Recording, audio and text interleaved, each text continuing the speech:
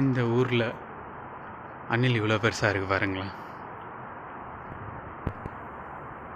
எதையோ சாப்பிட்றாரு. தலைவன் எதை சாப்பிட்றான்னு தெரியல.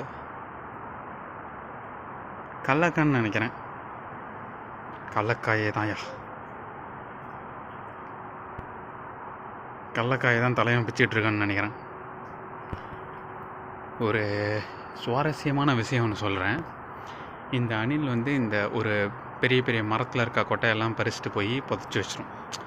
ஸோ குளிர்காலத்தில் எந்த இடத்துல புதைச்சி வச்சதோ அந்த இடத்துல எடுத்து இது சாப்பிடும். நிறையா இடத்துல இது எந்த இடத்துல புதைச்சி வச்சதுன்னே இதுக்கு தெரியாது.